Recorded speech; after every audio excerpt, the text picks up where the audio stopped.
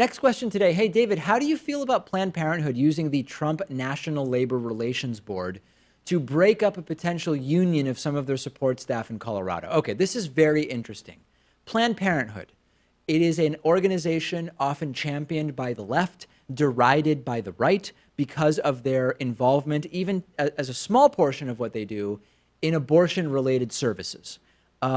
The National Labor Relations Board is an organization also much cheered by the left and derided by the right because they are there to support workers and to support unionization. We now have a sort of intersection where Planned Parenthood of the Rocky Mountain, PPRM, is using the National Labor Relations Board, which has been modified by President Trump to be more anti-union, to crush the union drive of Planned Parenthood clinic workers being paid under $15 an hour in Colorado. So what do? I feel like Larry David in Curb Your Enthusiasm, that infamous moment where he's kind of on the one hand, on the other hand.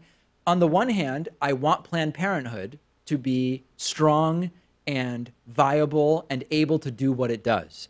At the same time, I don't want any kind of oppressive anti-union activity targeting people who are trying to unionize. At the same time, what if the people trying to unionize end up demanding such high pay that Planned Parenthood is no longer viable? But at the same time, I don't want Planned Parenthood, an organization that I think is doing good work, participating in anti-union activities.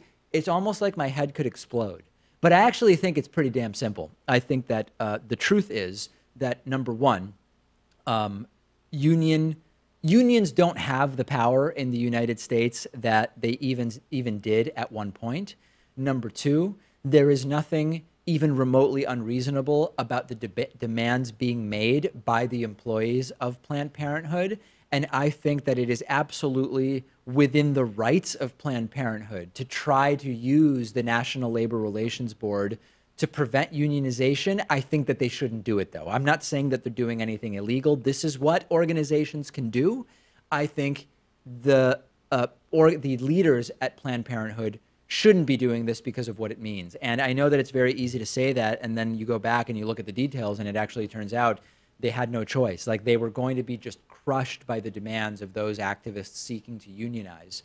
But I think that this is a horrible sort of coming together of two movements that really should be working together, right? The reproductive rights movement and the labor movement are movements that historically have worked together in so many ways, and to see them clashing in this way is really, really disappointing. But you know what?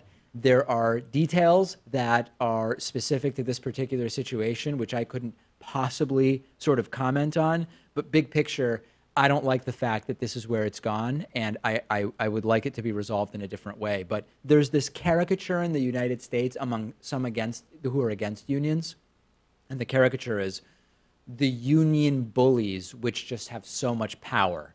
Almost no one is in a union in the United States, and particularly under the Trump administration, the National Labor Relations Board has been even further gutted of its power. So I'm the last person who's going to go out there and say the problems are the unions and union workers. Not going to hear that here.